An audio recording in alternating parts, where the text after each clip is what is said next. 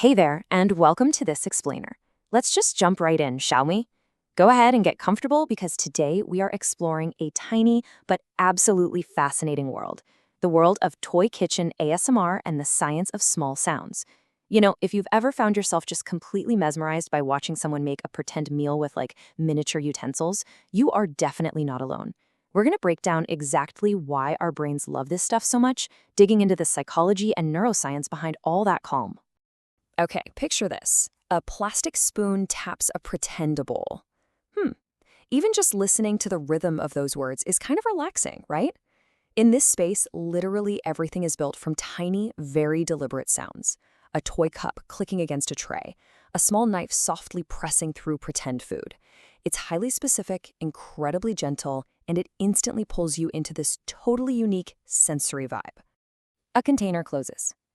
Just take a second and sit with that simple, gentle concept. Think about that soft, hollow snap of miniature plastic fitting together. There's just this incredible power in these tiny, everyday actions. And this really hits the nail on the head as to why this works. Nothing is large, nothing is urgent, and nothing is dangerous. That smallness, that is the absolute core of the appeal here. We're peeling back the first layer of why these sounds relax us so deeply. Because in a real world full of massive, loud, demanding signals, a toy kitchen offers a space totally devoid of threat. Section 1. Lowering the real-world stakes.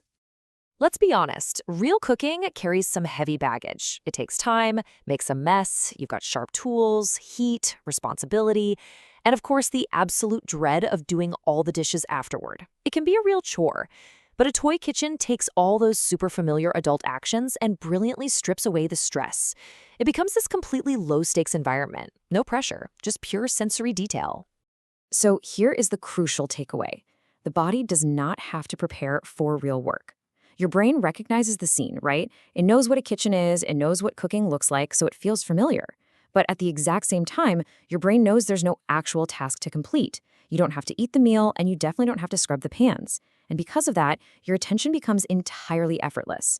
You're completely free to just focus on the sensory details of the objects themselves. Section 2. The science of close attention. Now, this definition is key. Close attention is giving the brain a simple sensory target to interrupt mental noise and narrow the world. When objects are that tiny, the visual framing itself is basically asking your brain to notice the detail. A miniature sound isn't weak, actually. It's incredibly precise. And that precision gives your busy, racing mind a very gentle, simple place to rest. It literally narrows the whole chaotic world down to just one small action.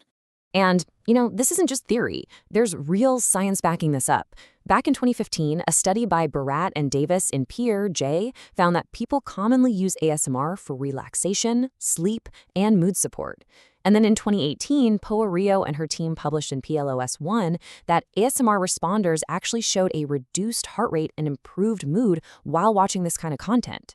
Now, to be absolutely clear here, we aren't saying toy kitchen content is a clinical treatment or a medical cure for stress, but it is pretty cool that this research impartially supports the idea that gentle, highly focused sensory input genuinely helps shift us into calmer state.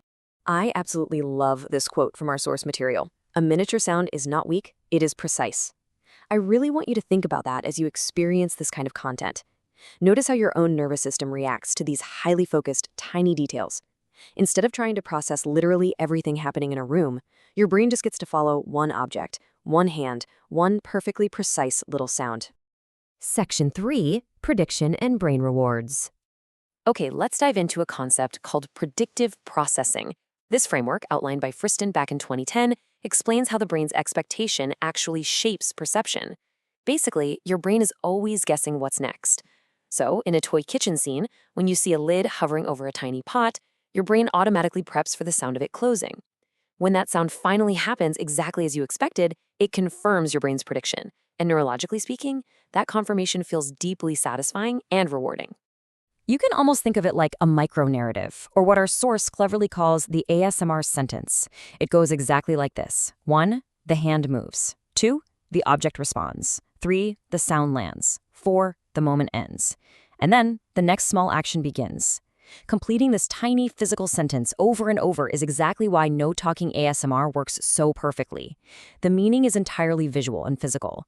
You don't need language to understand a tiny cup being placed on a tray. You just get to sit back and enjoy the neurological reward of that completed sentence. Section 4. Finding your sound texture. Now, finding the right ASMR trigger is highly personal. It depends completely on which specific texture your brain prefers. So, for example, plastic gives off a bright, crisp sound. Wood is generally a bit warmer. Silicone sounds much softer. And miniature containers, they provide these wonderful, hollow clicks. Some folks absolutely love the crispness of plastic, while others might find it, a bit too sharp, and they vastly prefer the warmth of wood. It really is all about what your specific nervous system finds soothing. But hey, it's not just about the materials. Visual design and pacing matter just as much as the audio. The creator has to let you see the object first to build up that prediction. They have to give the sound room to land. The action should repeat, sure, but without becoming mechanical. And crucially, you need uncluttered framing. Small doesn't mean chaotic. It should mean clear. Because if too many tiny objects are competing for your attention, well, that sense of calm completely vanishes into visual noise. Section 5. Safe and effective listening. I do want to quickly highlight a caveat here. ASMR is a supportive relaxation tool, not a replacement for medical treatment. It's wonderful, and it's scientifically shown to lower heart rates in responders, for sure. But toy kitchen ASMR hasn't been clinically tested as a medical cure. Think of it as a complementary tool to support your everyday wellness, not professional healthcare. With that in mind, let's talk about some highly actionable listening strategies. If you're using toy kitchen ASMR for bedtime, keep the volume low and definitely turn down your screen brightness. Actually, if plastic sounds start feeling too sharp or the visuals get too stimulating, you can always just switch to audio only. On the flip side, if you're using it to help you focus or study, try using it as a low-stakes background cue. The sounds are detailed enough to give your attention some texture, but low stakes enough that they don't demand your full emotional involvement. This quote really sums up the practical application perfectly. The goal is to find the sensory scale your nervous system accepts. I highly encourage you to test this out yourself. Do small sounds make your attention feel comfortably narrow and focused, or do they make your mind feel overwhelmingly crowded? If those tiny taps help your mind settle on one simple scene, you've found a great trigger. If it feels too busy, there is absolutely nothing wrong with choosing a slower or darker ASMR style. Ultimately, Toy Kitchen ASMR teaches us a really beautiful lesson. Sometimes the nervous system just needs a small, safe world. We don't always need massive, loud signals to settle our minds. Sometimes all it takes is a tiny bowl, a gentle tap, a quiet click, and just enough space to realize that nothing needs to be urgently solved right now. Which leaves me with a question for you all as we wrap up this explainer. What toy kitchen sound relaxes you the most? Is it tapping, cutting, pouring, or maybe those container clicks? Really think about your own preferences, experiment with the textures we talked about today, and see what brings you the most sensory calm. Thank you so much for joining me to explore the science of small sounds. If you found this breakdown helpful, be sure to subscribe so we can keep exploring the fascinating science behind the things that make us tick. Until next time, stay curious.